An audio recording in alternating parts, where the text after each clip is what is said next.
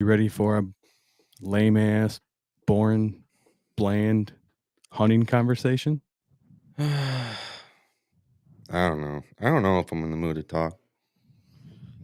Are we gonna Good. have an intellectual conversation or something?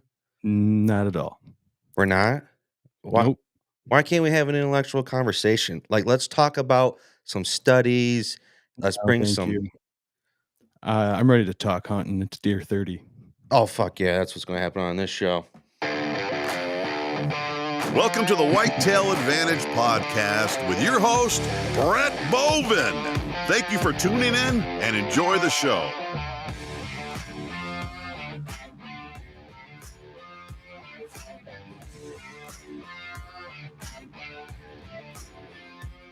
Friday night. It is Friday night. We usually wouldn't be doing this, though.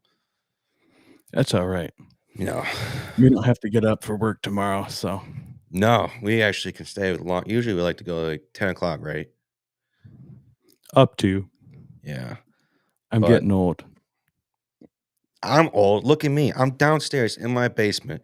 Usually I'd be hot and sweaty. No, now I'm down here in a blanket. Yep. Drinking your coffee. Well, now it's cold now, so I can't drink it because to me that tastes like disgusting. I can't stand cold coffee. Yeah, me neither. And I honestly, the guys we used to work with, I just made fun of them for drinking coffee. I was like, just tough it up, man. But that was the 21-year-old me. Now I'm 30, and now I'm like, man, I'll start drinking coffee. Getting old. And getting on, man. Jeez. Yeah, I only drink it when I need it. I'm more of an Yeah. energy drink guy.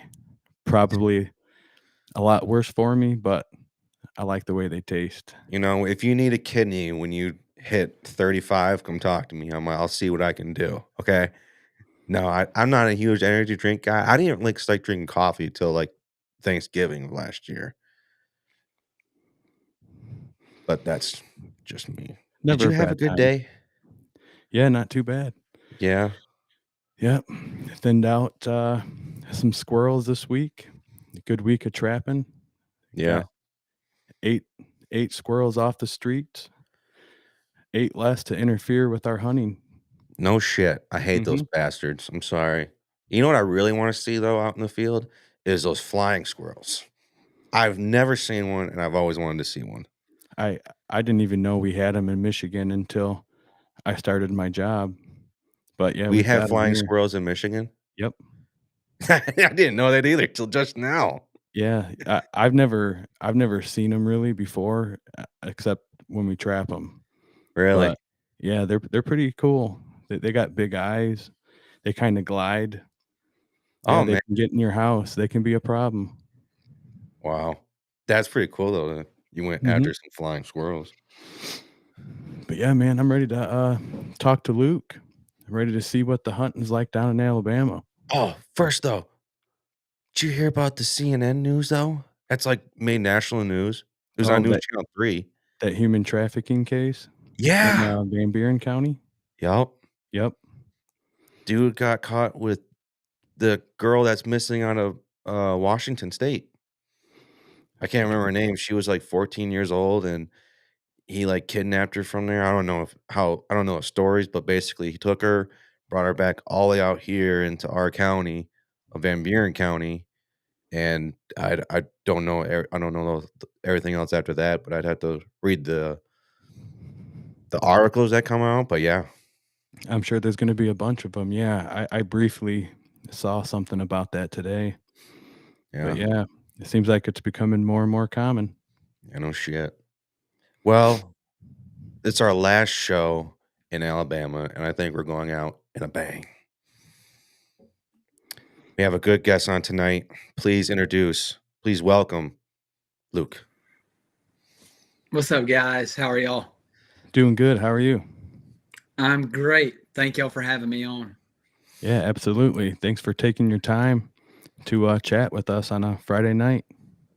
Absolutely. I hate that I couldn't chime in when y'all were talking about the flying squirrels. Yeah. Believe it or not, I used to have some as pets. In Alabama, remember when we were kids, we had some that we saw hunting squirrels one day. I never seen them since. Never seen any since that. And then some guy at one of the jobs that I worked when I was like 16 had some. And he said, "Hey, you want some of these flying squirrels?" And I was like, I didn't even know those things were pets. He's like, "No, yeah, you just keep them. They'll be in your pocket and stuff. Like, they'll really bond to the owner." I was like, "Sure." He gave me the meanest ones out of the bunch. I couldn't handle them with like out gloves. They ripped my hands all to pieces. They sound terrible when they're scared. Ended up Yeah, they giving them can be. somebody that got in their house. It was a mess. Yep. That's pretty much what I do for work. I'll trap them out of people's homes. Good Yeah. for you. Because I Yeah. know people. Yeah, they're But pretty yeah, gnarly. They can be intimidating. They have like really big eyes for how small they are. Yep, absolutely. They look and they're- nice, but they're not. Yeah. They're a liability. Yeah, for sure. I just want to see one in the field just flying. That's all I want to do. It's just sit in my stand and all I see is just Yeah. I'd say That's it. if you're up in a tree stand, it's possible that you might see one out in the woods if you know what you're looking for. Like if you know what they look like, you might see them out there. But I Really? mean, I never have. I've only seen them dead in a Yeah, trap. like I said, other than when we were little, I haven't seen any since. I mean, they've got to be around Alabama, but they're probably few far between. You know what I've seen a lot more of last year though is I've seen a lot more black squirrels last year, at least for me, than I have like any other year here in West Michigan. Yeah, they're starting to become a problem. I've had to do several of those jobs too. You know that they were introduced by Kellogg? No, Yeah, they were introduced to Michigan by Kellogg. Like the what? Kellogg family from the cereal. Yeah, Yeah. that's Yeah, look it That up. the only one I've ever seen was out of the country. I've never seen any in Alabama, any black squirrels. Oh yeah, No. they're everywhere No. now. Yeah, they're like That's running crazy. rampant down here. Yeah, you should see him in Battle Creek area, which is 2 counties over from where he lives. Yeah, that's where like the area where they were introduced. Huh. And those are the That's ones wild. I think that sound like the dare the most, in my opinion. Oh yeah, they're big. They can make quite a bit of noise out there. Yeah. Well, for everyone that's watching or going to watch, Luke, please introduce yourself. Yeah, my name is Luke Parker. Born and raised in Alabama. Grew up hunting. My dad, his dad, they passed down hunting to me. I mean, he was the guy that got me out in the woods, put a bow in my hand, taught me how to shoot a gun, all the stuff that involves basically being an outdoorsman. I got it from my dad. And, then as years went by, as I get older, just learning and loving the thrill of the chase, as people call it. I've always enjoyed just being outside, whether it's hunting, fishing, camping, kayaking, canoeing, anything that's outside. That's me. I was just all boy when I was little. That kept me in trouble. And yeah, I've just enjoyed it ever since. And now being a dad, I've got a 19-month-old. Being able to pass that down to my little ones, it's the best. So a little bit about Heck me. yeah. Yeah, I was creeping on your Facebook earlier and I saw a cool video you doing some stuff with a recurve. Yeah. Tell me about that. Tell me about how you got into hunting with a recurve. So down here in Alabama, we have this thing, or it's a place called Tana Hill. And growing up, my dad, I remember him making bows. He's always been involved in like traditional gear, and so as far back as I can remember, he was making homemade bows, homemade arrows, cane arrows, doing the flint points, and I would just go to these tournaments with him. Ended up getting my first little recurve when I was probably God, 8, 7, somewhere in there. It was a little bare recurve. I remember going to these 3D shoots, and it would be just too small for me to shoot anything and just bounce off the target because I wasn't pulling 20 pounds. And growing up, that's all that I was really ever around. And then I picked up a compound when I was 13 or 14, and have always just stuck back and forth, compound, recurve.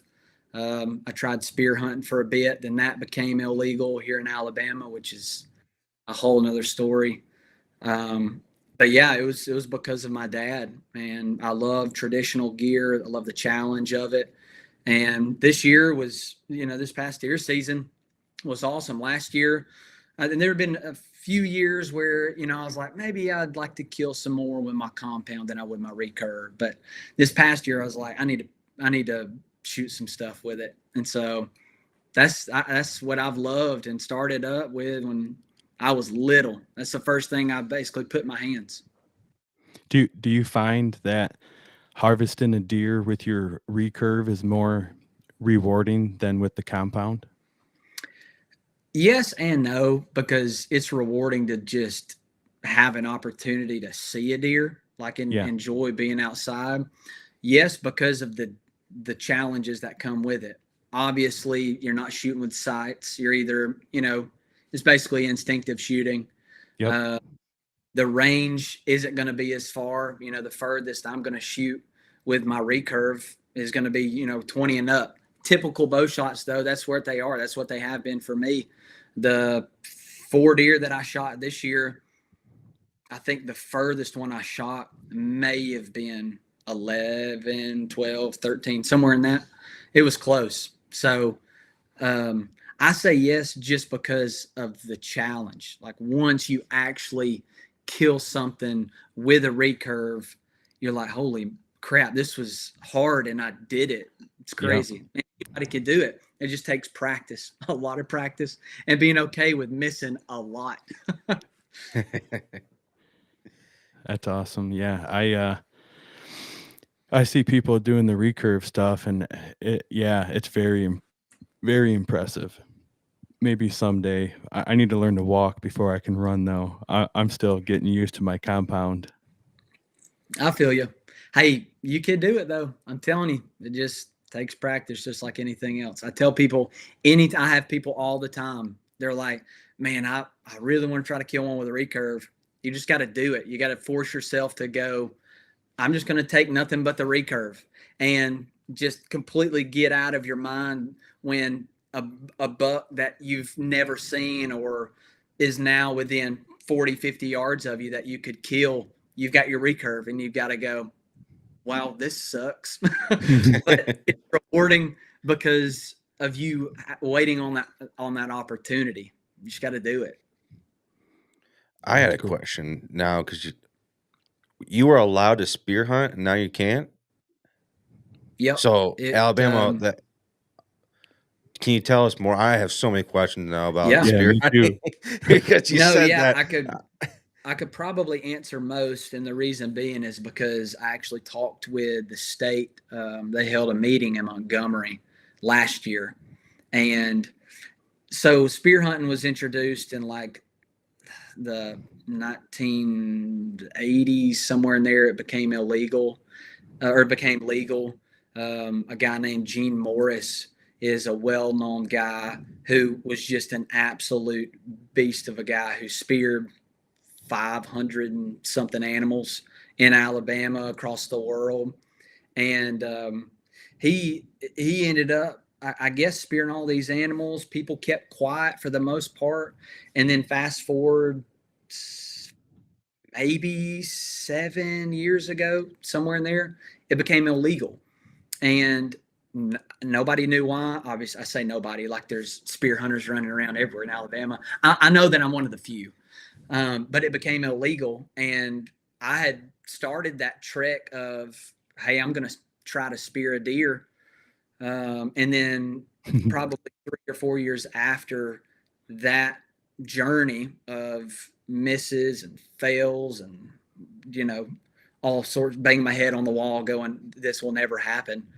They I guess, had pressure from people like the Humane Society and with people that just they don't know anything about it and they want to say something about it, and that's the reality.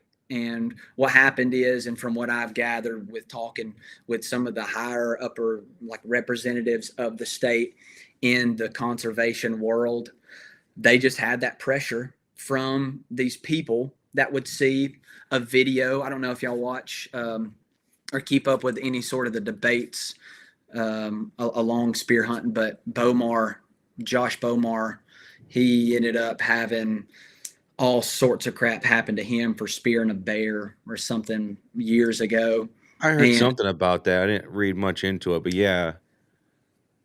Yeah, I don't watch a whole lot of their stuff. I'm not going to get into that. People like what they want to watch on YouTube, but I do commend him for spearing stuff. He speared a bear, long story short, got a bunch of hate on it. And so I think people just started going, oh, I didn't even know spear hunting was legal. Why are we seeing all of this all over the news and all over social media? How could you hurt and harm all these animals? How could you just, wound them and yada, yada, yada. So somehow that got on the backs of the people in Alabama so much to where I guess they thought, well, we don't want people yapping at us, so we're just going to keep the majority happy, and we're just going to make it illegal. And so what I did a couple of years ago was email some of the representatives, and I just said, hey, my name's Luke. I know that you probably don't care about this conversation. I was one of those spear hunters. Like, why did this happen?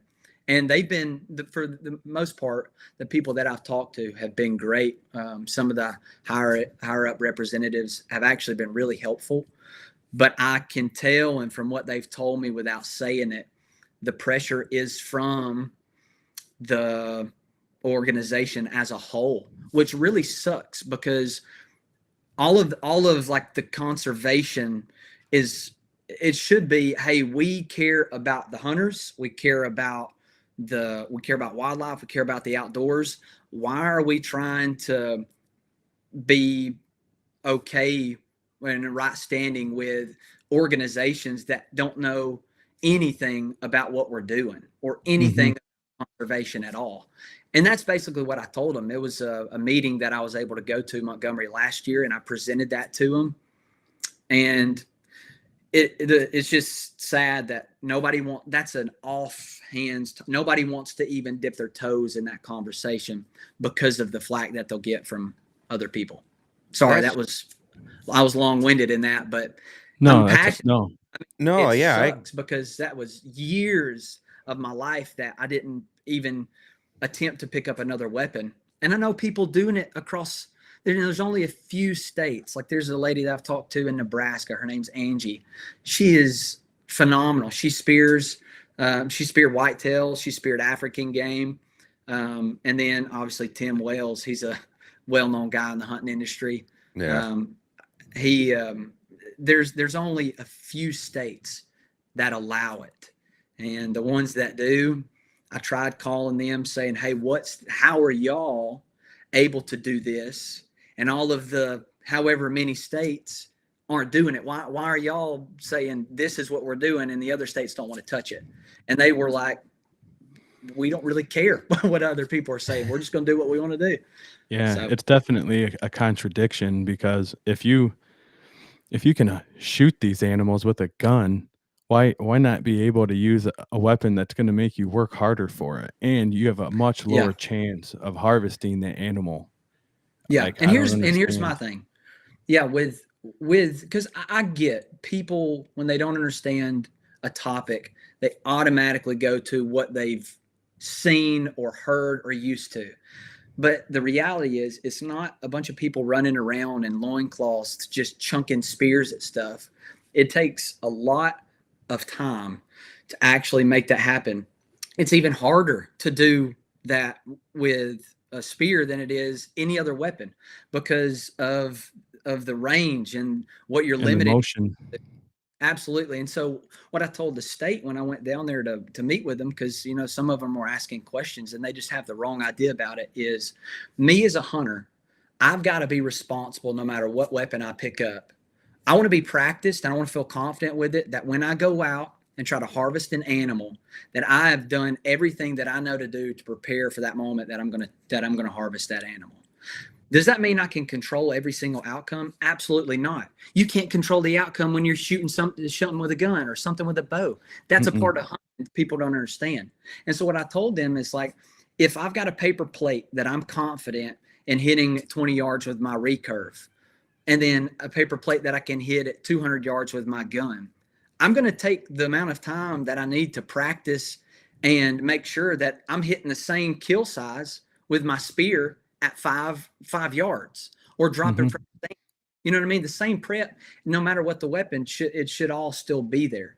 And so the whole idea behind you're just wanting to wound the animal and you just don't care about wildlife, why would you even think about using a spear? It's garbage, and I don't see how that argument holds up. Yeah, I agree with you 100%. I think that's the most idiotic thing I've ever heard. For what I mean by that is, first off, in my opinion, Alabama is a red state, so they would say, in my opinion, I'd see them saying, we have hunters, we're conservationists down here, we know what we're doing, stay the fuck away. We don't want to hear what you have to. We Yeah, take care of the that'd be more animals. of a Michigan law. Yeah, Yeah. and for them, I think they see, oh, you're spearing these animals. You're out there they see gruesome. I think because they see, I have no freaking idea what they think or see, but that's just how I'm picturing them, maybe, to see these gruesome images, and they think that's what really happens in reality. It's not. And if they sat down and talked to a real hunter, their first goal as a hunter is, how can I kill this animal the fastest way possible and the cleanest way possible? That's their main number one goal in hunting. Yeah. And besides obviously getting meat and stuff, but yes, when it comes to killing an animal, that's the number one goal. And for them to change the law, for them to have that much of an impact on a source of hunting, that's ridiculous. I cannot believe that. That's how everything Yeah. is, man. It's always knee I know. jerk. That's how It's the law system. enforcement It's the was, system. you know? I just We- can't believe you're right, and I just can't. That's just idiotic to me. Yeah. all You'd the think that people they would at least, as the top people up there, like, I can't believe they wouldn't even talk to you really more about it, or just like, how come they couldn't? I don't know. I think it's Some like type There of was vote. one. There was one that was one of the higher ups. I'm not going to mention names. He was fantastic. Like, he ended up calling me and basically just, because I asked him, what's the real reason that nobody wants to touch this? And I knew what the answer was. It's because nobody wants to get in the weeds of it and have people on their back going, why are you allowing this? And that's what he basically said. And I said, why don't you be the one to stand up to the system? So, because I don't want to lose my job. I'm like, that's where that's at. It really is. If people stand up to something that every, the majority, the majority of people that don't know about it, then they're scared that they're going to lose their job. Like, what the heck kind of system is that? That's trash. Yeah. No, I agree with you. I think it's exactly like what you said, because there were so few people who were passionate about it. They figured, like, we're just going to play face and we're going to accommodate, the masses, because we know that we're only impacting a select few. But I don't agree with that. I don't agree. I don't care if I offend you in any way. I'm going to tell you how I feel about it. I mean, that's just how it's going to happen. I don't give and they obviously don't care of how they don't care how it's impacting you, because obviously you can tell that that's a source of, that's what you grew up doing. And you said you said your dad taught you how to spear hunt? Did I get that correctly? No, traditional hunting, yes, but the spear hunting that was just a challenge that I wanted to take on to your own. absolutely. And for them to take that away from you, and now you Yeah. can't teach your own kids that, and they're basically ruining the next generation because they want to let other people dictate Yeah. basically how they feel. We don't want to make Oh, them hey, mad, so we're gonna make them happy, and I don't give a shit about you, basically. When we all know you're the one that care the most, but we need to make sure we make them happy. So let's all give them all cupcakes so they go on their own fucking la-di-da day. hey, I'm and get sorry you're this. going through that down there in Alabama. Thank you. At least I got 2 people that are Yeah, Yeah. we need to Hey, start and a get this. petition We're out there pro or spear something. hunters. I We're did. pro. I did. I started a petition and had, I don't know, maybe 30, 40, which isn't much. But when you're talking about spear hunting, I'm like, wow, there was one person. But I had people sign the petition and whatnot. But this is going to blow your mind. You can spear hunt hogs in Alabama. And they told me, you can still spear hunt hogs.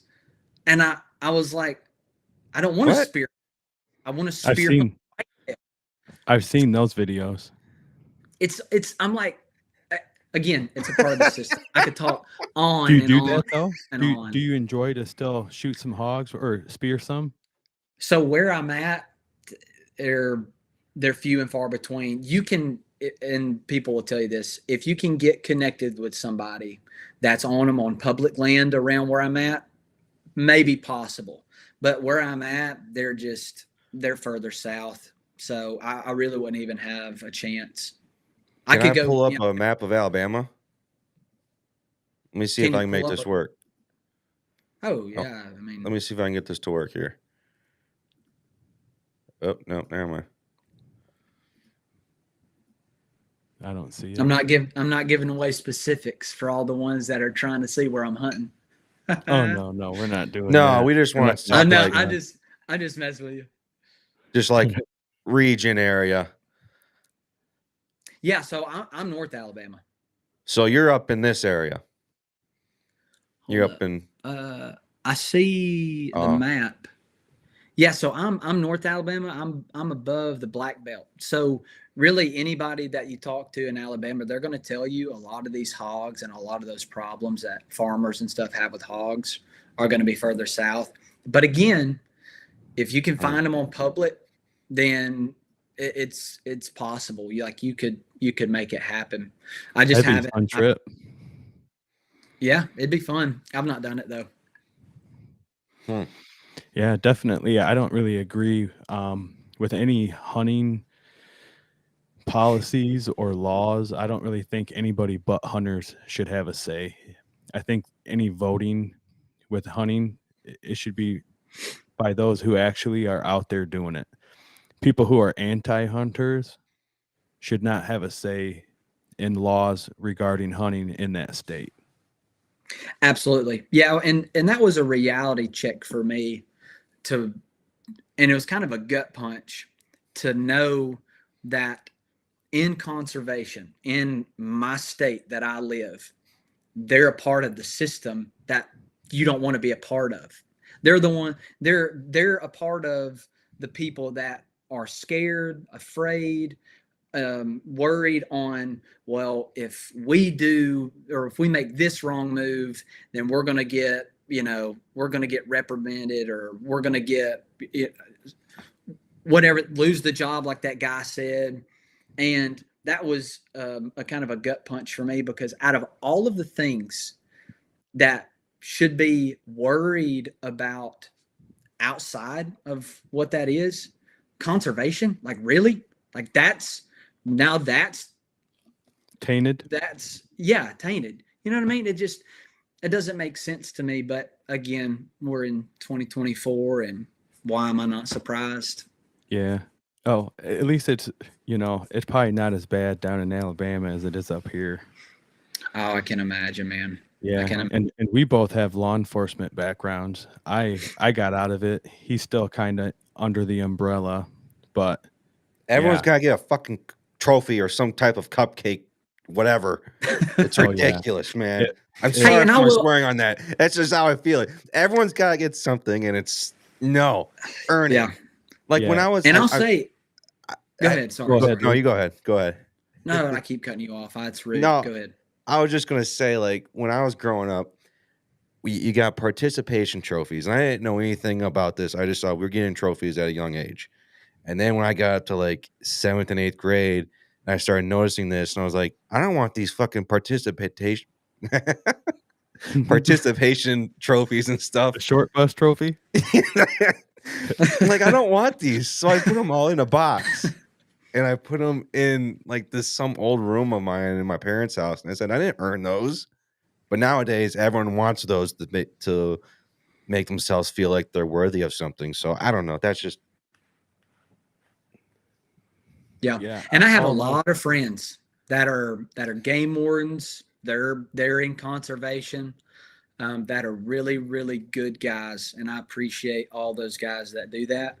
But I wish somebody would get in, especially in Alabama, and shoot across the states where people, when they do something that sounds stupid, as a state we go, what, you don't know anything about conservation. Like, let us just do what we know is right for the outdoors. You know what I mean? I just wish that system and conservation were that had more people like that. Yeah. Have you ever thought about trying to be like maybe obtaining a position like on a board for Alabama's conservation to try to be that guy to make that difference? Or do you tend to just get more frustrated and don't want anything to do with them? No, not necessarily. To be honest, I really haven't thought about it because I don't know what those steps would be or how that would work to be an actual, hey, you're on the board, you have a say so in what's being done as a whole. But I would shoot. I'd love to, because then maybe we're on to something here. Then they would be forced to listen to me if we were in the same room. So, Right. I'm sure one of the requirements would probably just be experience outdoors, and you're somebody who's been doing it your whole life. So agree. I mean, you definitely check that box, and you're passionate about it, and you have a little bit of a bad taste in your mouth. A lot of people, that's how their stories start. So. I mean, yeah, I'm praying, and I'm gonna message the guy again this year. Probably will go to the meeting again this year. I don't want to be a thorn in anybody's side, but I can't wait if they make it legal again to spear a deer and just be able to rub it in the people's face that said, you're an idiot, you can never do this. Because that's just motivation for me to just go, okay, I will, and if it becomes legal again, I'll do it. So. Oh, if you do, that's kind of the way I'm wired. Hey, you never know if we have an admin change, at the next election. That could be something that could open some doors. You never know. But make man, sure to tag us. I definitely want to see. I want to see. Hey, I will. Thank you, guys. Yeah, man. I might have to. We're gonna have to look into the Michigan laws to see if we can spear shit here. Hey, if y'all start spearing stuff, I'm gonna have to travel out of state and make something. Because Michigan has some cool stuff. It's a challenging state for deer hunting, but there's good fishing here too. There's really good smallmouth. I know a lot of you southern guys drool about the smallmouth because you don't have them down there. We've got them on Pickwick. That's way north Alabama. But where we're at, we've got largemouth and spots, and that's about it with bass. That's still fun though. Yeah. Oh yeah, it's great. Catching fish is fun. Don't matter, even if it's little, catching crappie. That's a good time. Absolutely. Yep, that's something that I have done with my boys. I have three boys, and I've taken them fishing, but I haven't got them introduced to hunting yet, and that's one of my big. It's on the top of my list. I'm really looking forward to that. I did have one quick question. How many deer have you gotten by spear hunting? Oh, I've not killed any. Oh, so you didn't get any when you're like little or anything. That was all. No, No. I didn't try. So I've only hunted like with traditional gear and compounds and stuff when it comes to a bow, but I didn't start spear hunting until 2015, 14, somewhere in there. Oh, And so it then, was already illegal. No, it was legal at the time he started. Oh, yeah, I'm yeah, sorry. it was legal all And the then way up. before he got his goal, they made it illegal. Yeah, Oh, okay, I'm I sorry. was able to spear hunt for about 4 years. Okay. So it's 4 years, a long time. I missed like 3-4 times. It was ridiculous. And then they made it illegal. Yeah, so however long that was ago. Yeah, What was it like though to do that? Because you had to get like almost within arm's It was reach of unreal. these deer. So Yeah, I That's where I was imagine- trying to go with the question, I guess. I'm sorry, I misunderstood. Yeah. No, you're good. You're good. I But imagine yeah. you'd be on the ground, right? No, he's gonna be No, up in a so- tree, Dan. No, Come yeah, here, so you you can do little- both. But I hey, yeah, you got can you do down both. there. Well, you could. I mean, I figured if I you were on wish the it was- ground, you could probably like take cover and kind of stand Mhm. behind something and step out at the last minute. Yeah, But but I these feel like- deer can smell and see everything. That's what I'm saying. Like you have to get. It's hard to get a deer with a compound at 20 yards away. To get them within 2 feet of you. Yeah. That's why I guess the question is like, what is it like? Even though you missed. Yeah. Yeah, So, so one of my- the ones you yeah. missed. Could you walk us through and give us like a mental picture of that encounter? absolutely. So my setup obviously was on private land. I was either hunting over a feed tree, acorns, persimmons. I've got chestnuts where I'm at on some of my private, and or corn. My goal was to get them, if I could, directly under my tree stand. And so that was my tactic. I was up in a tree stand every single time.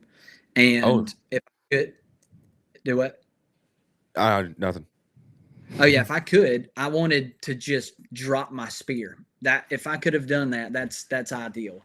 Okay. But my spear in particular, and they have a ton that you can get now, but it's a 7.5 foot Samburu spear that Cold Steel makes. It's massive. It's awesome.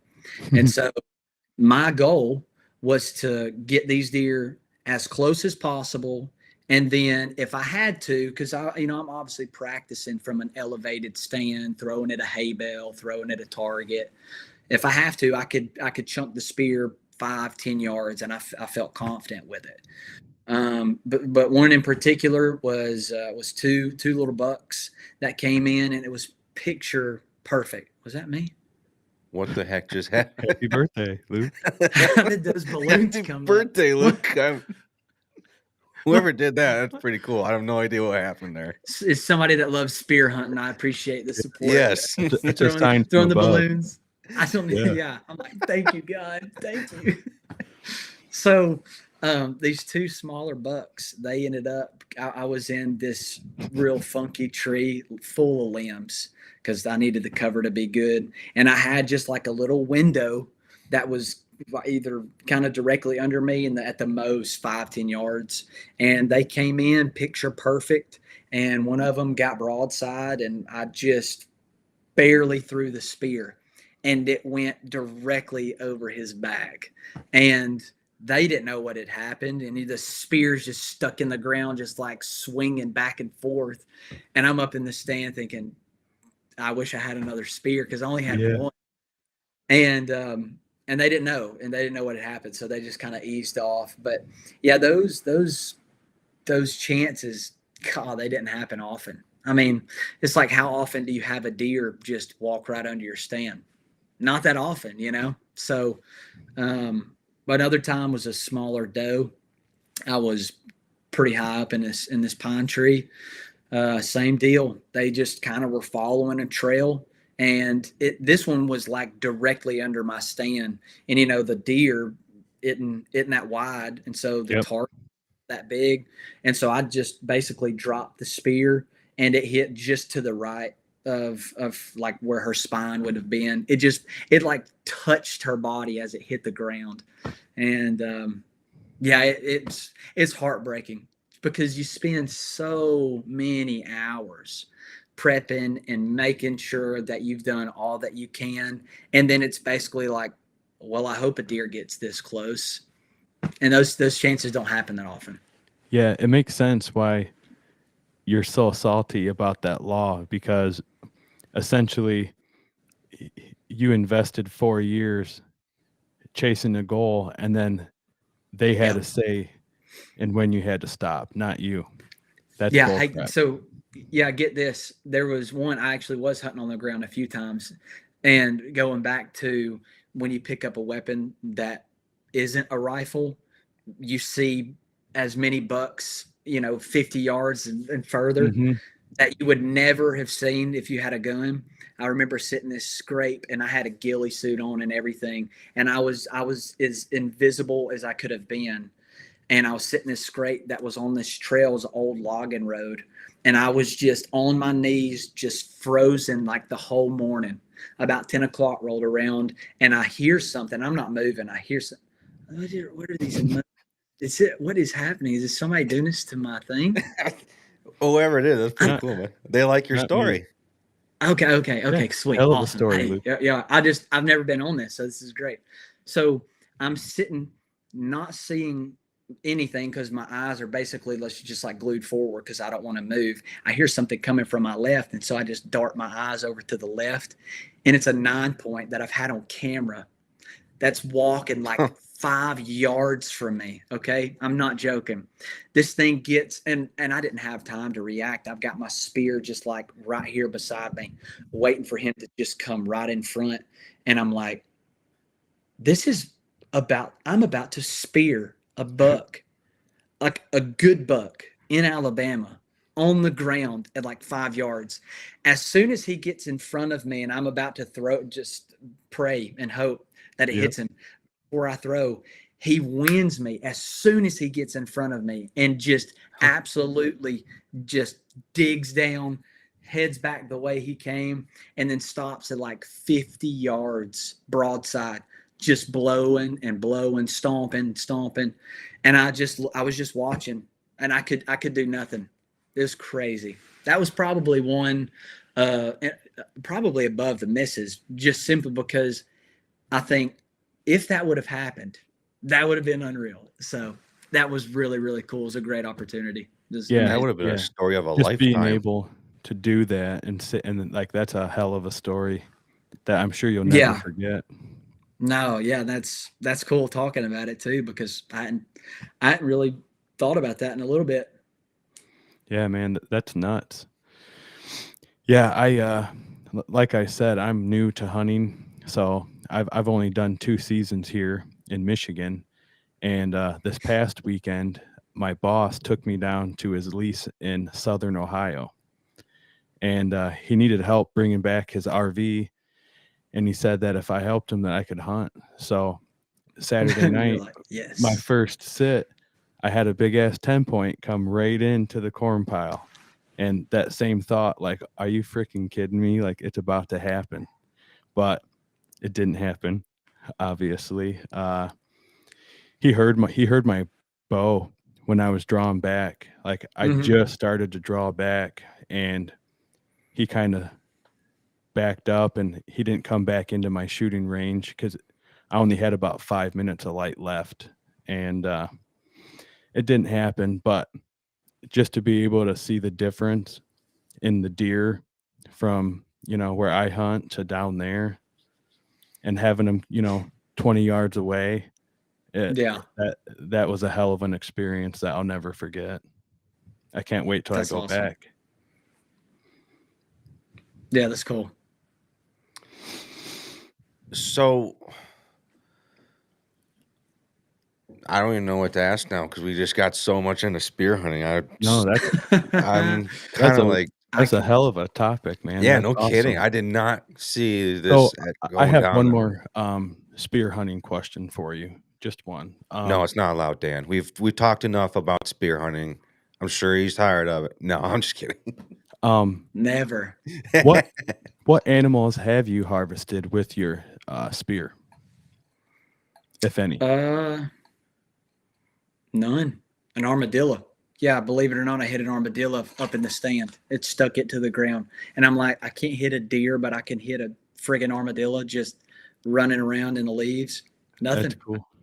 Yeah, So I haven't pretty seen- much when you picked up the spear, like you had a tunnel vision for a deer.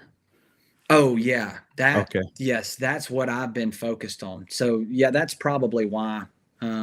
Because I set that goal, and again, that's just kind of the way I'm wired. Usually, if I've got something in mind, a goal set, I'm just going to stick with it until it happens. I was like that with shooting my first turkey with a recurve. It was such a long, hard process.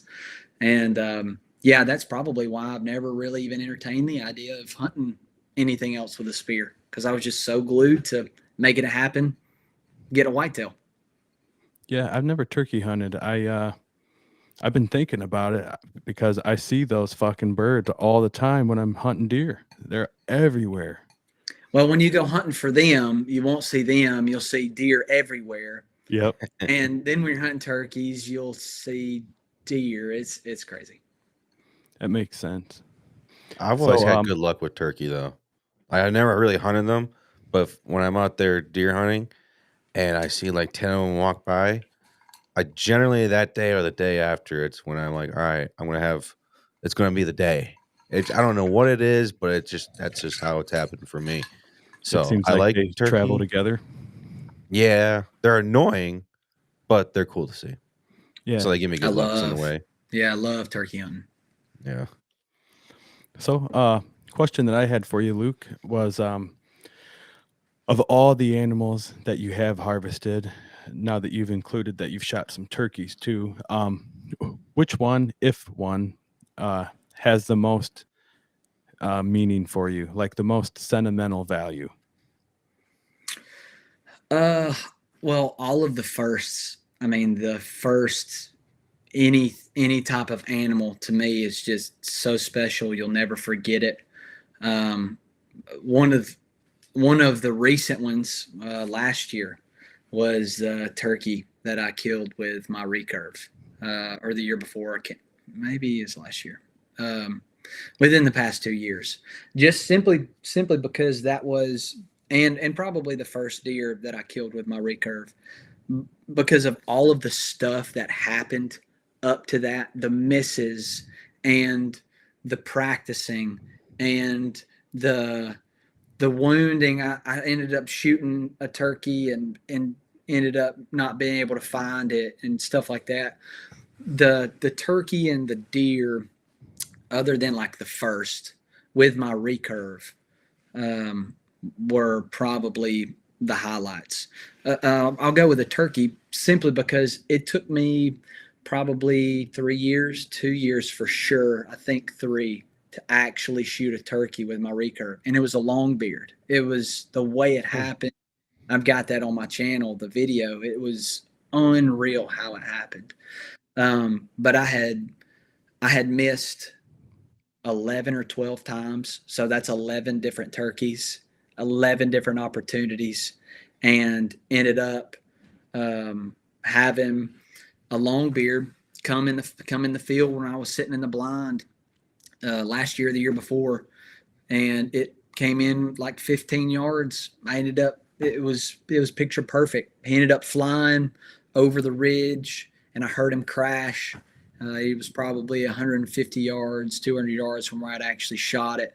And I was just an absolute wreck. I was freaking out. I was just over the moon. That one is probably up there with a lot of some of the first with my recurve. Again, just simply because of how hard, like, especially, people talk about turkeys. Oh, they're stupid. Like, oh, it's they're a dumb bird. If you can beat a turkey's eyes, you're doing something. If you can harvest a turkey without them seeing you, kudos to you. I don't care what anybody says. If you can do it with a bow, that's a different ball game. If you can do it with a recurve, I thought that was impossible, and that's why I wanted to stick with it. And the miss after miss after miss, and I was just down in the dumps. I remember telling my wife one day, because she was like, "Are you ever going to kill another turkey?" I was like, "No, I don't." I told her, I said, "I don't care if I kill another turkey for the rest of my life. I will kill a turkey with my recurve if it kills me." And sure enough, it was unreal. It was picture perfect. Did you get that turkey mounted? Oh yeah. So my dad's a taxidermist, so I did the Oh, fan, wow. furs, the long beard, all that. Yeah, That's awesome, man. yeah. Wow, It you got was free great. work. Well, it's probably a Yes, trade. kind Are of. you Yeah, do you it's know, like, like, do you dabble in it yourself? oh yeah, yeah. I Okay. do.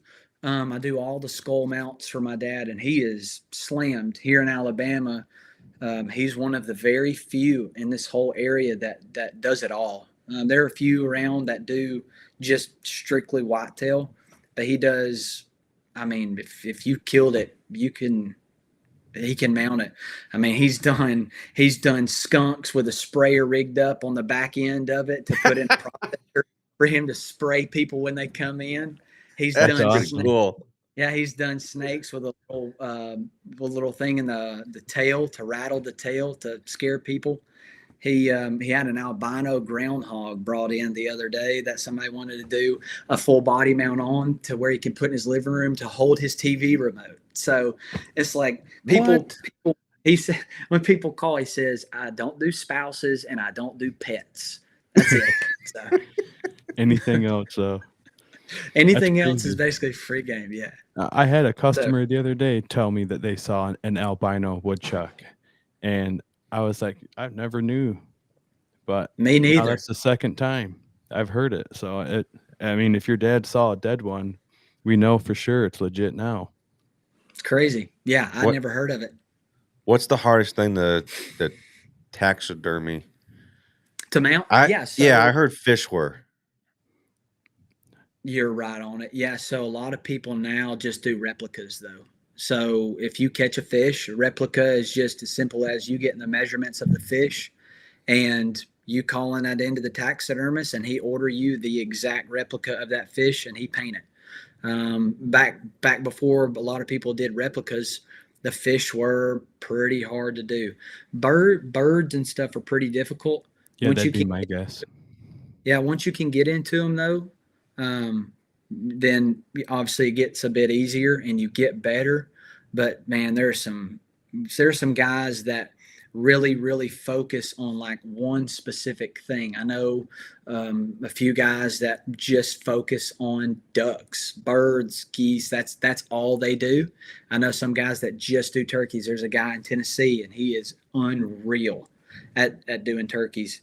But yeah, I think, and hats off to my dad because he is just like, he's a genius. Like I still come in the shop and I'm there a lot where he has something up or there's something that he's painted. And I'm just like, how the heck did you do that? Well, I just kind of figured it out. People don't just normally figure that out. And so that's what he's done. He had a guy teach him in, I don't know, was it 1994, somewhere in there. And he ended up just kind of learning from this guy and just started doing it on his own a few years after that. And that's what he's done. Still does it. And I help him out whenever I can. So you kind of answered my question. He basically been doing it for 30 years then? Oh yeah. Yep. As long as I've been alive, basically. That's cool though, man. Did he do those deer behind you? Oh yeah. All my Yeah, I deer. figured. Yeah. Yeah. And then you hunt out of state too, right? Not usually. I think I've hunted, God, 5, 6 states probably. But usually I don't go out of state. I've been talking about it with a buddy of mine. We want to go do an out west hunt. We've been talking about putting in our preference points and whatnot, but we haven't done it yet. But I want to, and I need to. We talked about maybe getting on a lease or probably just sticking to public land of some sort, maybe up north somewhere. I want to do like it. An elk hunt? Yeah, that would be the dream. Just Okay. but we'd put in preference points to other animals. Like ideally we would want an elk, but I would be happy if we could go kill an antelope or a mule deer or something like that, where, if we wanted to get an over the counter tag of some sort, when we could do it. But yeah, elk is, man, I'd love to kill an elk. Oh yeah. So with your dad staying pretty busy, do you guys still find the time to be able to hunt together? So believe it or not, he hadn't hunted in 5-6 years. He got into just letting us hunt as we grew up. I say us, I've got a brother. He doesn't really hunt a whole lot.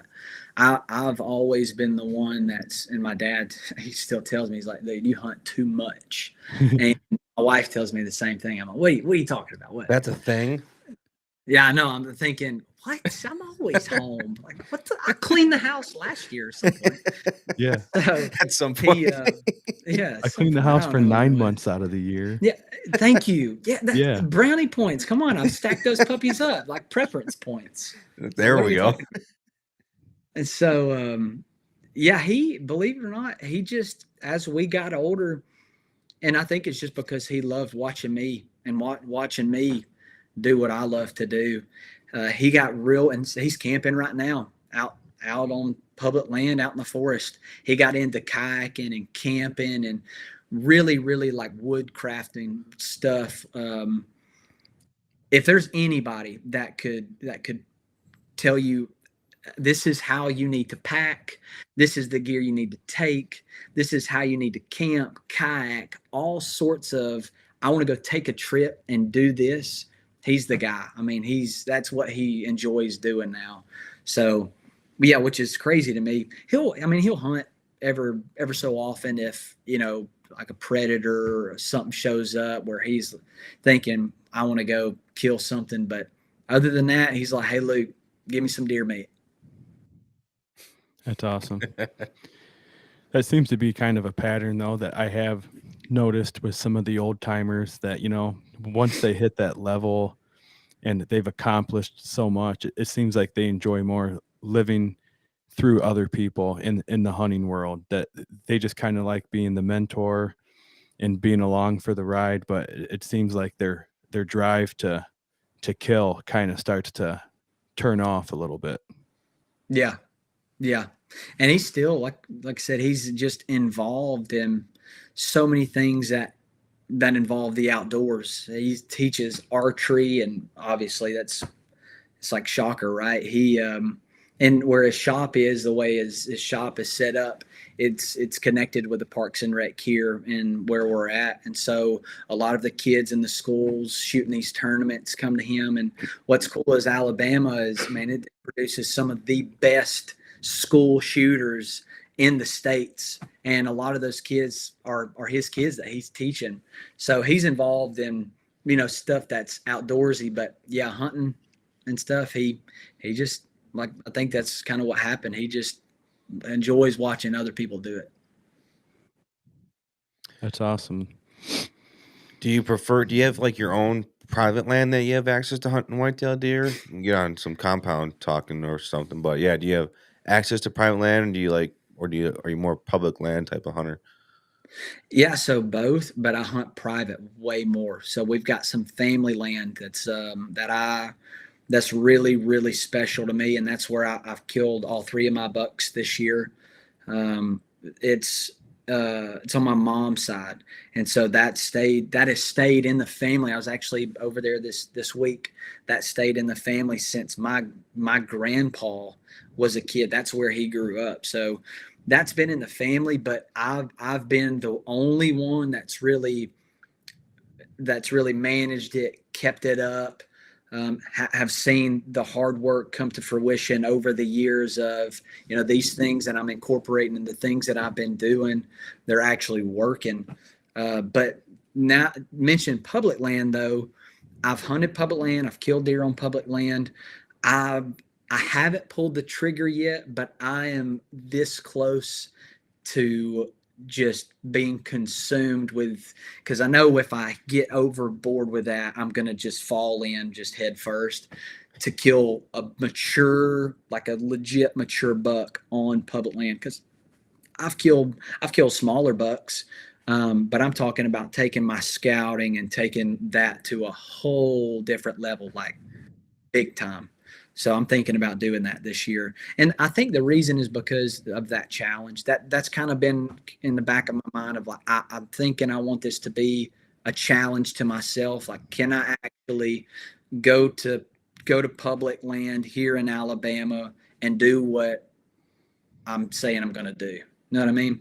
Yeah. So, Yeah, it seems like you really enjoyed the grind. yeah. Like, that's what Love it's it. all about for you, is that struggle and adversity. Yeah. That's awesome. I like that Yeah. too. And I've got a ton of friends.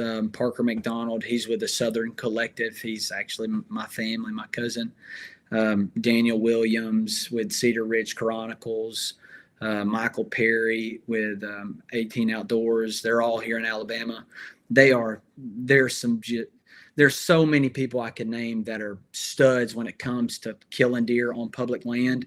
And that's who I've been watching. That's who I've been learning from. And that's who I've been kind of getting some wisdom from. And so, yeah, watching them do it, it's like, I want to do it. You know what I mean? Yeah, it's inspirational. Yeah. Now, this might sound like a weird question, but my wife keeps saying, like, because I want to move down to like Tennessee, but Mhm. are we actually going to do it? It's a whole different thing. But she said, like, well, the deer down there are different. They taste different. Like, as soon as you get down more south, they're going to be different. They're going to taste it. I've heard like rumors, but I never like actually tasted a deer from down south. I don't know if you have from like up north here, but I can see how like they don't get as fat because you don't have winter as hard as we do up here, so they don't have to worry necessarily about putting on the meat like they do down up here. But can Yeah. you kind of like elaborate kind of like what the deer are like down in south? Yeah, so anybody that's been in the South that's a hunter for even a little bit, it's a day and night difference between the deer body size, maybe not Right. necessarily antler size, because there's been some giants killed down here. The majority though aren't what's up north. Like, you go up north, and I know people that are on leases up north, and it's a normal day on some of these leases up north to see 50 deer in a day passing 150-inch deer. In Alabama, that's like unheard of. Like, anybody on public land that's on deer, they're going to be shooting 120s all day long, 130s and under. That's just how Alabama is. And the body wise, I killed the first buck that I killed this year was a stud in Alabama world, and it weighed 190 pounds. So you go up north, and you'll be like, oh, that's okay, yeah. I was actually, believe it or not, I was talking to a guy that came in my dad's shop yesterday. Heck of a guy, heck of a hunter, killed some really big deer, and he said one of the biggest deer that he killed up north, I don't remember where it was 290 pounds. And I just thought Holy I thought we would never. If I saw that, I think is a freaking moose down here in Alabama. That it's pretty typical. Does a really, really big doe in Alabama is going to be 140. Really nice buck's going to be 180, maybe 200. And you'll have some that are just freaks that'll hit 220, 230. But that's just pretty normal for where we're at down south. Yeah, And oh, go sorry, ahead, Dan. Logan. No, go ahead, Dan. I was just going to say, is there like a noticeable difference from the part of Alabama that you are up north as you start going south in the state? Is there I think is the it's hunting just equal? deer density. People will tell you below the black belt, that's where the hunting's at. But I mean, I haven't looked at the numbers on a piece of paper of what maybe the kills were from last year. But I know without a doubt, density with deer, hogs, they're going to be below the black belt. I mean, that's been like that for years. And up where I'm at, up North Alabama, there's deer, and I think it really just comes down to the management and stuff of different properties. A lot of the kills from this past year had a lot to do with the crops and the feed trees, the acorn crop, all of those variables that take place on people actually killing bucks, killing deer. Because 2 years ago, we didn't have any acorns drop hardly at all. And there weren't near as many big bucks killed.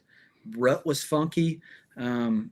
Funny thing in Alabama, you can hunt rut year round. You find a place in Alabama, you'll be able to find rut somewhere from beginning to end. It's wild.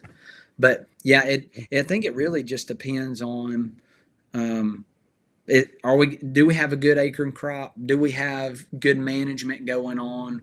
But the density down south, it's crazy compared to North Alabama from what I know, what people have said. What's the black belt?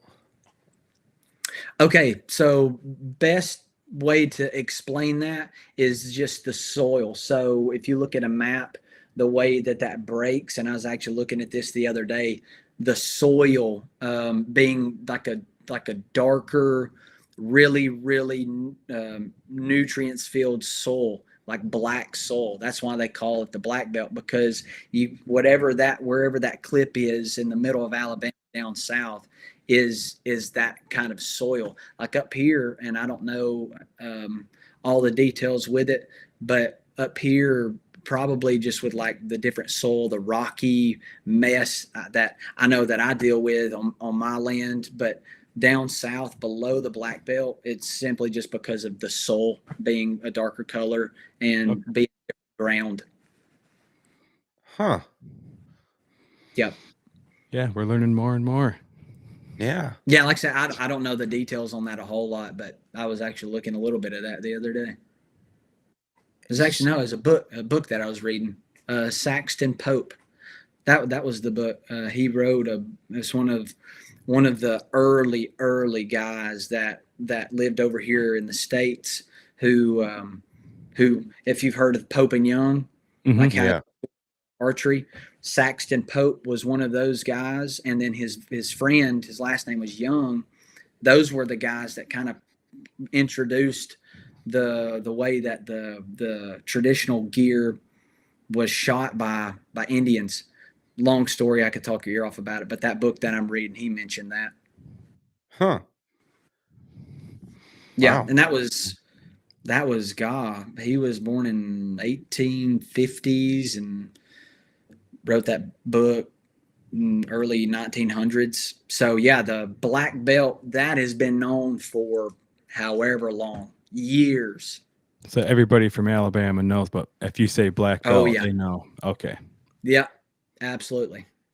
Are you gonna get generally just kind of like how us Michiganders, whenever we talk to other Michiganders, this is what we do. We use our hand as a map and be like, I'm from here.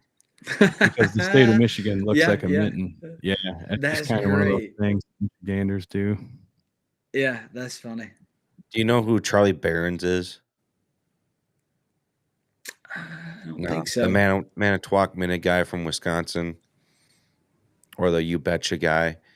Either way, the guy is from Wisconsin, and he really wants the UP to become part of Wisconsin. And I'm like, no, that's not going to happen. That's what makes Michigan is that. I mean, it touches there, but I mean, it's more Michigan than anything. Well, Wisconsin's just a freaking landfill dump. So whatever. A bunch of cheeseheads over there. Yeah, a bunch of cheeseheads over there. I'm a Bears fan. I don't think I've ever been up to Michigan, ever. Oh, well, if you're ever looking for a reason to come up here, there's some fun shit to do here. Pretty freaking awesome, I'm not gonna lie. I've been to a lot of states. I don't know why I've never been to Michigan. I don't think. Michigan. How far north have you been? Missouri, probably the furthest. Missouri. I've been out west and I've been out west and stuff, but yeah, probably Missouri. Michigan's cool. As soon as you get central Michigan and more north of that, it's beautiful. Yeah. The hunting's not as good up there, but if you just want to have a good overall trip and see Michigan's nature porn, if you will, go up north. Nice. The Mighty Mac, the Mackinac Bridge. Driving over that Cool. is a real cool experience. And then Just once don't you go get up over east. the bridge, the UP is amazing. If you want to be like out in the outdoors, like off the grid, go to the UP. It's really cool up there. I actually Sweet. just got back from the UP from a little guys trip up in the UP, Trout Lake or Trout City, Trout something. That's the point, I can't remember. But yeah, it was actually pretty fun up there. I actually liked it. You're basically in the middle of nowhere, and it was just fun hanging out with my dad and our best friend and his best friend. So yeah, it's really secluded out there, and it's like nobody's out there. You got to go drive like 20 minutes to go see a town of any Yeah. sorts. But yeah, Yeah, if you're not into snowmobiling, coming up here during the winter, there ain't much to do. But if you I've never were to take been. a trip up in the summertime, it's beautiful up here. Nice. I want to ride snowmobiles so bad. Never ridden one. Oh, yeah. I haven't really done it much either, but pretty much once you get up north, you can ride them. Like there's more snowmobile trails and roads up there. That's awesome. Like that's cool. how everybody gets down up there, and you have to have it to commute. Yeah. Yeah. how is the so if you were to do this, kind of Yeah, like let me. It's like Okay, that. so if this is Michigan, if anything underneath the thumb, you don't want to go. Just basically draw Okay. a weird that's backward Detroit. C. Yeah, just do like a Okay. weird backward C around Detroit. Everything this way is amazing. Anything in that C is basically dog crap. Don't Well, ever go there. I'll tell you, Awesome. there is one exception in that area. There's a world-class fishery called Lake St. Clair. Oh And, yeah, I've heard of that. if you want to catch smallmouth bass or muskie, that's where you Oh, go. sweet. Okay. That people travel from all over the world to catch muskie there. Part of the lake is on Canada, so you can access it from the States or from Canada. Yeah. But it's glacier formed, so it's a very shallow lake. So you have really good visibility, and you can just cruise, and you'll see 3 5-pound smallmouth just chilling on a rock pile, and you can just. Wow. It looks like they're 5 feet down, and it's amazing out there. So that is the exception, Bovin. Okay, That's we a have a great dot. fishery. You have a Yeah. dot, whatever. Okay. Are we? If I ever come up there, I'll just hit the dot and then come directly back out the way I came. There we Yeah. go. That I sounds mean, good. there's stuff to do over there, but if you really want to get a good taste of the Michigan outdoors, yeah, usually it's up north or on one Sweet. of the Great Lakes. All right, that's enough Yeah, Michigan. Let's yeah. get back to Alabama. Okay. Mhm. We'll talk to I Michigan agree. when we get to Michigan week. Mhm.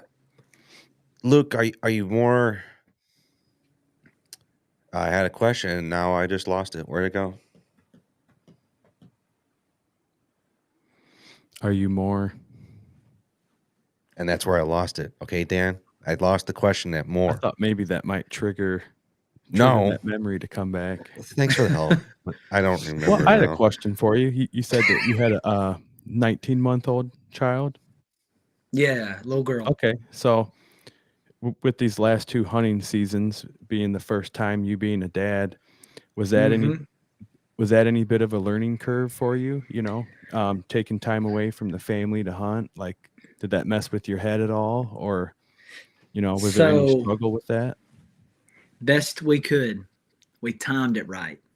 I said, look, if I could play this out the way I wanted to play this, we try to get pregnant in October, November, and then by the time next hunt season comes up, I've got a little 2-3 month buffer where I've enjoyed the newborn stage, right? Yep. That's exactly how it planned out. Thank God, played out exactly the way we wanted it to. So, no, I really, in all seriousness, I think it just narrowed down to me being as present as intentional as I could during the week. In the moments where I got off work, came home, I guess for any husband, really, this all plays. We all know what what I'm talking about. Of helping around the house when I need to help around the house, maybe doing a little bit of extra because I knew that was going to be hard on my wife. Me being as much as I am during hunting season, and I didn't want her to feel like, oh hey, you're just going to be gone. You've left me with I've never been a mom before. You've left me with a baby. But she's been great. I mean, she's still, I don't know if it ever ends where your wife doesn't say, you hunt way too much. What the crap? I'm a single mom. It's like, she's like, oh, well, I enjoyed being married. Now I'm a single mom season. But no, she's been great. And it really, I give, my hats off to her. It really didn't change a whole lot for me being able to hunt. I just tried to make sure that I was more intentional and made sure that she had, time where she could just be on her own. Maybe I take the little one to do something or put her to bed ever so often. So anybody that's taking notes right now, you need to do, it's going to save you a lot of trouble. Yeah. The only thing that I didn't do myself any favors was I wasn't into hunting when I met my wife. So I picked this up, last year. So it was a little bit of a culture shock for her. I feel like it'd be easier, when you met your wife, she knew that, what your life was about. She knew how dedicated and devoted you were. But for me, I kind of sprung it on my wife. But no, she's been awesome. It didn't get any easier. Yeah. I'm like, we've been together 6 years. I'm thinking, you did marry, like I'm the same person that you started dating. And every year hunting season comes around. Well, I enjoyed having you around. I'm thinking, this is year number 6 or 7 that we're doing this. So when is there going to be a break where you're like, oh, well, okay, well, this is something I got to get used to. Not until you hit that level of your dad. When the kids are doing it, then that's when your wife is going to be like, oh, I miss hunting. Oh, you should go hunt more, Luke. That's true. And then when that happens, they'll change the law and you'll be able to go whack one when you're a geriatric with your spear. Hey, and don't think that I won't do it. I don't care if I'm in a Depends diaper, 90 years old, I'm going to spear that freaking deer. That's awesome. I'm going to really be keeping an eye on the Alabama laws because that's going to be exciting if we get to watch you do that.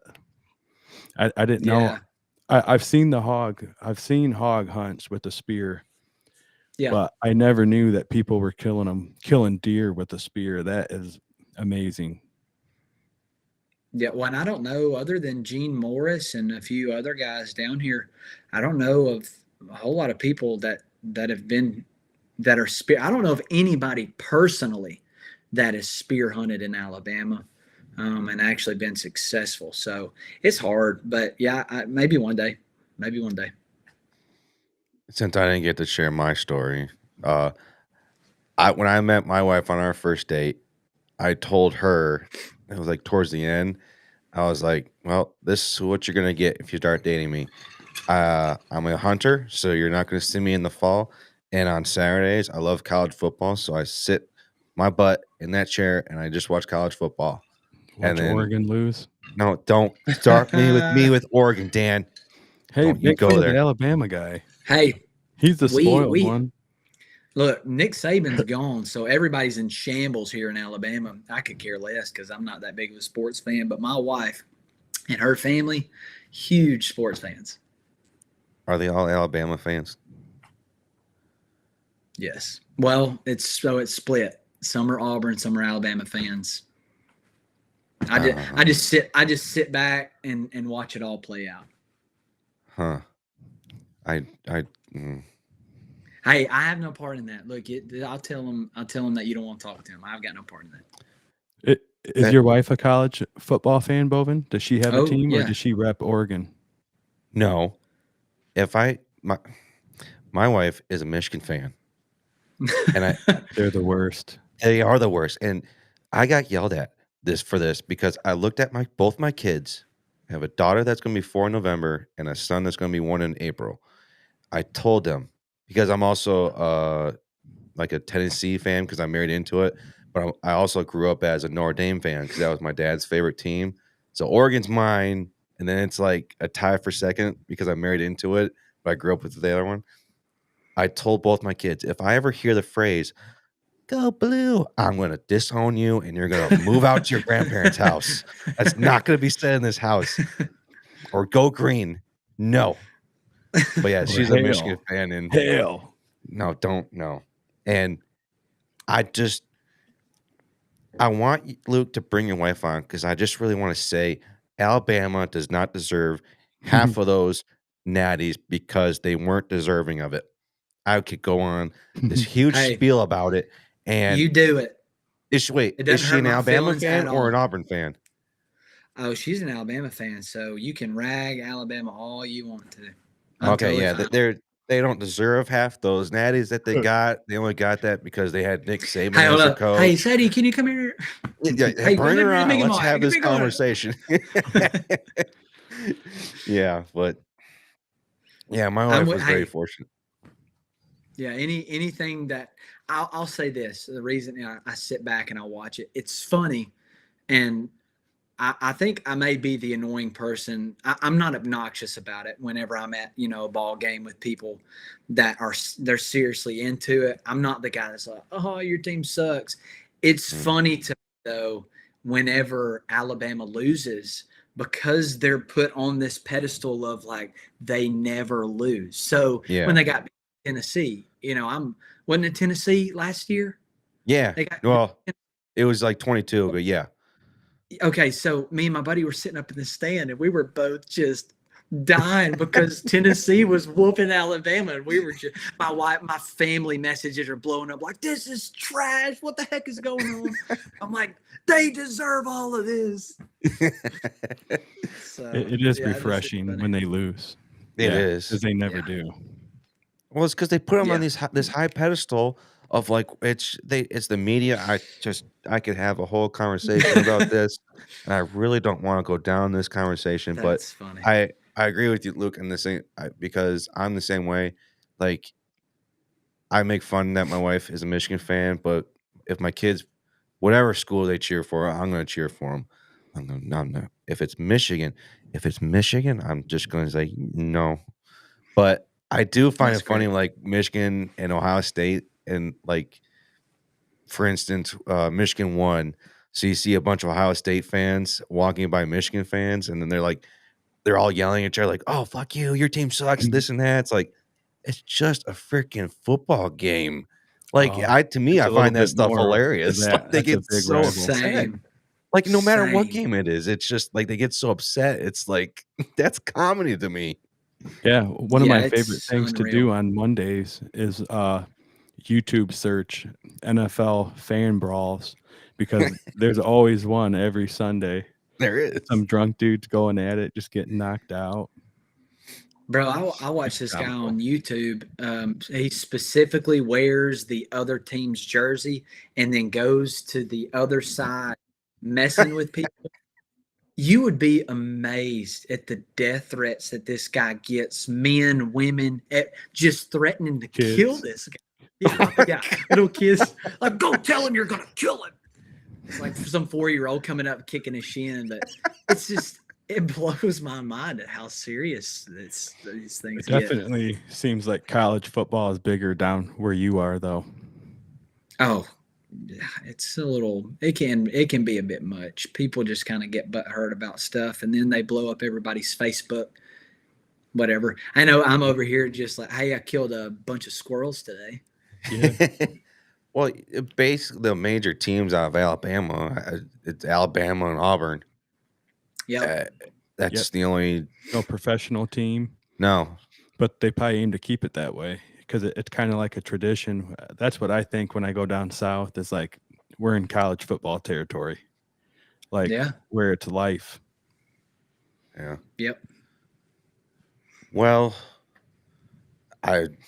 Luke, it's getting ready to wrap it up for the night. I don't want to keep you up all night. No, you're What good. what any last words or anything you want to talk about? Any stories you didn't get a chance to share? Um, anything that we missed that you would like to just like, hey, or any other No, topics? I mean, yeah, no, I just, like I said, I appreciate you guys. I enjoy just talking, hunting, talking about stuff that I love to do. If I could encourage anybody with anything, is just do the same thing that I believe we're all doing. If you love the outdoors, just get outside, take care of it, do what you love to do when it comes to the outdoors. And like with us, if you've got kids, the way that that's going to keep on going is if we teach our kids the same way, and then them growing up and do the same thing. So yeah, I tell anybody, and especially new hunters, anybody, it doesn't matter what size the trophy is, what you think somebody else is going to think about what you've killed. If that's a trophy to you, then you can take that trophy. I'm just thankful to be a part of this. I mean, I'm thankful that you guys had me on. I'm just thankful that I get to do something like this. I know y'all get to do the same thing, but I'm just thankful that I get to actually get up and hunt. Yeah. Oh yeah. Yeah. Thank you for taking the time out of your day. And if you could tell any of the viewers watching where they could find your content. I know you said that you had some cool videos. Where can people find more about you? Yeah, so I've got a YouTube channel. It's called That's Wild Hunting, and if you want to check out some of my videos, I would love for you to do that. For people that are on Facebook, you can just find me, Luke Parker, on Facebook, and then Instagram. So yeah, if you want to check those out, check them out. Absolutely, will do. Luke, real quick, those 3 deer behind you. What are Yeah. those? What, like 10 pointers, 8 pointers? Man, Oh, those look man. giant. It's the angle I had set up. Yeah. I was like, what could this? How could these look? Hey, So it's this good. one right here was a 13 point, and I ended up shooting that one at like 350 yards with a buddy of mine. It scored 154. That one I shot on private land of my family land. I actually shot that one 3 years ago. That one scored 134, and then that one was just like a funky 7 point. I don't even know what it scored. Shot it during rifle season. So I've got a lot more that are on the wall, and then a bunch of skull mounts too that I could just go on and on about it. Is there like we'll, one we'll do skull that on the mount? next one. Yeah, sounds good. Is there like any mount there that's like, you know what? That's the one that's like gonna be there that's gonna be like number one for a long time. No, probably that one in the middle. Simply one? because that's my biggest deer, 154, 155. I think it was somewhere in there. And it was with he's like my brother. It's like he's been my best friend since elementary school. And me and That's him, what it's all about. and that's why it's special to me, because we were sitting in this. I mean, we could see forever. Like, we had this whole massive thing of just sage that was just rolling hills, and this guy came out chasing a doe, and he saw the doe. He ranged her, because I was like, good God, how far is that? He ranged her. He's like, it's 350 something. And I was looking at the buck, and he didn't see the buck. And as soon as I saw the buck, I was like, holy moly, he's a monster. He's like, dude, it's a doe. I was like, no, look behind her. He's freaking out. We were both freaking out. I was like, hold on, I got to breathe. I got to focus. And he was just kind of easing through the grass, and he stopped. And I didn't have I just had the main reticle in my scope. I just guessed. The furthest I had shot with that gun was 200 yards. And then just guessed at where I needed to aim. And if I didn't hit that thing in the neck and drop him right there, we were both in shock. He was like, you dropped it. I just couldn't believe it. We got up and then, freaked out, obviously, because we saw what kind of deer it was. But that one's probably my favorite mount too. And the way that my dad did that, I really, really like that form and the way that mount is. It's probably one of my favorites. Like the way it kind of like turns and looking type of Yeah, thing? there's a bunch of them. You can get like sneak, full sneak, right or left turn. You can get a bunch of different things, but that one right there, I don't know if you can tell. It's got the little bitty wrinkles up on the neck, kind of where it's turned. I just love that. That's awesome. The attention to detail. Yes, I love it. Oh man, that's sweet. That's a great story with that, man. Oh yeah, anything with your It's best crazy. friend is amazing. Yeah, if you're doing it with your buddy and then it happens to be a trophy, yeah, it's hard to live that up. I don't know if I heard it, but how'd you get? If you're hunting with your buddy, did he not have a tag? And like, what made you get it compared to him? If you're hunting together, Hey, was it like, hey, great let's question. flip a coin, or let's rock paper scissors this? Yes, exactly. It's exactly what it was. I think we flipped a coin and I won. Or I'm not even joking. Or it may have been where he killed one or something like before. So we'll do a few things where, okay, you killed one last time, so now it's your turn. Or like this past season, I ended up killing all three of my bucks, and he hasn't really killed like a good mature deer in a couple years. He's killed bucks, but nothing that he was like, dude, I'm gonna get this thing mounted like he's a trophy. And I just said, hey, I will let you come hunt with me. If you see one of these big deer that I have on camera, you've got free range to shoot it. And he ended up shooting one of the biggest 8 points that I've ever seen down on that property. So that was this past season too. It was crazy. So yeah, we go back and forth. Yeah, he's got a bass boat. I don't have one, so I use his bass boat with him. So it's like we give. It's a give and take. Yeah. Exactly. And that's the cool thing about it. And like what you were just mentioning, being able to do something that you enjoy, like getting outdoors, hunting with somebody that you enjoy doing that with, and that you can, have camaraderie and be able to do that with friends. That's so fun to me. And that's what, makes these memories. Oh yeah. It's fun to have those stories and then to be able to remember like all the details about it. I mean, to me, that's the best part. That is the best part about hunting. I could tell to remember you those details. It's crazy. And the thing is, however many animals we kill, I don't know if it ever gets to where as a hunter you can't remember. Like that's so cool to me. Like out of all the stories and all the details to remember, and that's when it means a lot to a hunter when they can tell you all that stuff. Right. Yeah. I know a guy. One of the guys I mentioned, his name's Michael Perry. Super guy. His trophy room is unbelievable. I mean, from whitetail line, he had to add on to his house to put trophies in his house, if that tells you anything. Mm-hmm. With the deer all the way around the room, from bear to black bear to grizzlies to moose to antelope, mule deer, mountain lion, all sorts of stuff. He can tell you every single story on every single animal that's in that room. That's so cool. Oh man, that's awesome. Yeah. Well, Luke, I don't want to take up much of your time tonight, but yeah, we both really appreciate you coming out and taking the time out of your day to really share some stories. And like you said, or Dan said earlier, it looks like you're a type of guy that likes to go out there, and the grind is what makes it the challenge, that makes it the most fun for hunting for you. And it's cool to hear that story, and that's why we like talking to other people from different states. And it's just fascinating to hear this. tonight. And it was amazing to have you on the show tonight. And I don't think we can say thank you enough for taking the time out to come out and talk with us. Thank y'all very much. I'm humbled. I appreciate it. I'm really thankful. Awesome, man. Well, you have a great weekend and best of luck as you keep fighting to get those laws changed in your favor. And Yes. yeah, just enjoy your hunting season, man. Thank y'all. Yep. Good night, Luke.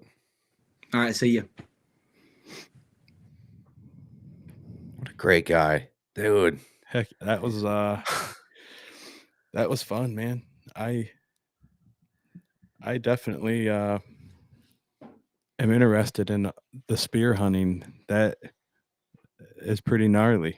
I did not see that conversation going that way. Oh, Only because I never really thought that was a thing. And for Well- him to be that passionate about spear hunting, it was I guess the word is refreshing, because it's like, man, he was so cool. Like that's what we really want to do, and have this outside group just to take it away from him. It's almost sad in a way. oh yeah, definitely. I mean, he wasn't hunting deer with any other weapon. That was No. the only thing that he was going for him with. Yeah. And, they made it to where he couldn't do that. And he invested a lot of time. Whenever you invest your time in something and you don't get a reward for it, it stings. Yeah, no kidding. Man, I really hope they get that law changed. That would be pretty sweet. And I think he said only a few states are allowed to spear hunt. Mm-hmm. Man, I'm really curious to look that up now. And hopefully we can find it out. think Texas is one. I can see Texas as one of them. Pretty much Yeah. any of the states that have like hog problems, usually.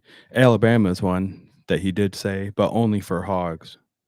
Yeah, but to be able to like spear hunt for like whitetail and like other ones. But Yeah. I know what you mean by like, yeah.